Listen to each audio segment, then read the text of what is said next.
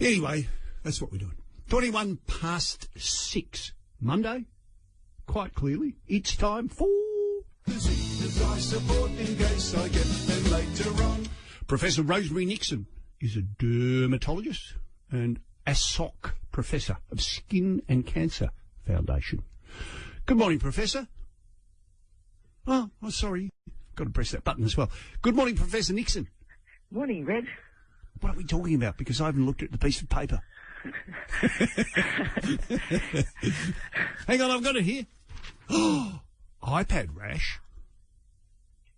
Is that what we're talking about?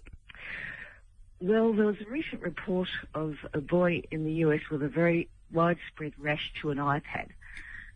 Well, from an iPad? From an iPad. Right. And this was caused by nickel on the iPad. Yeah. Which, clear, I suppose, is something in the glass which aids its touch-sensitive properties, is it? I think it's a metal and it's more likely to be in the coating. However, this is a pretty rare example and it really, it's not been seen too often in my experience. Oh, well, that's good. I mean, that's kind of what we look for in this segment is things that are so improbable that we don't need to worry about them. Well, yes and no. I mean, nickel is our most common cause of allergic contact dermatitis. Always has been, particularly causing rashes to cheek jewellery in women through use of earrings, women and girls, and to a less extent in men through belt buckles. So we've always known that nickel allergy is something that can occur.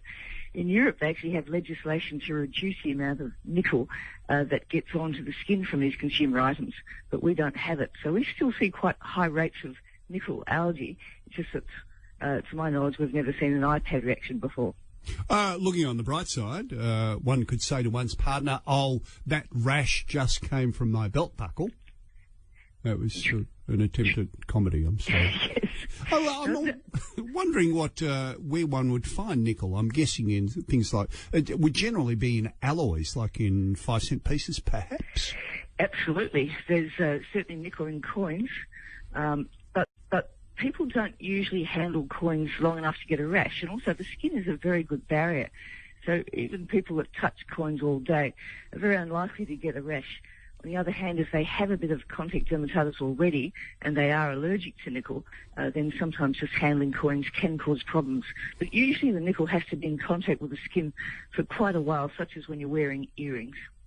I can't help thinking that as much as this would be an unusual circumstance to get it from an iPad or a tablet-like device which had nickel in its surface, the sort of obsessive-compulsive way in which we use these devices is sort of asking for trouble, isn't it?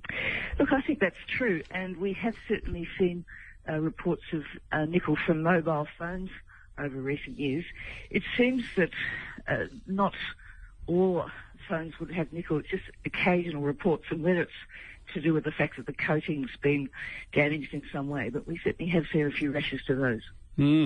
So I guess the take-home is throw away your phone. No.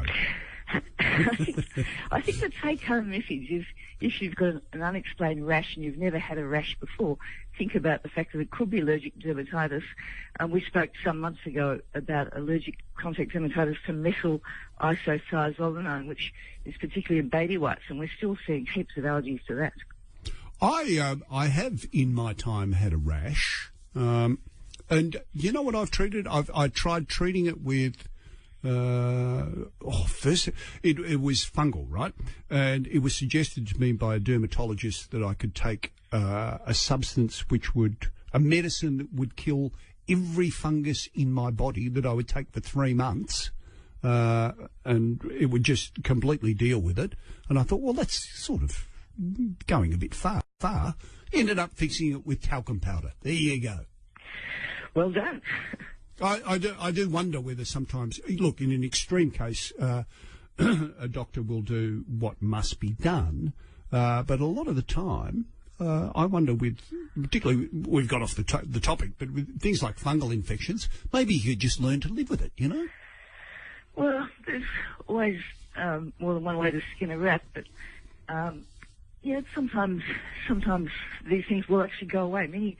Many medical conditions, and particularly skin conditions, can go away just because the body is fantastic at healing itself.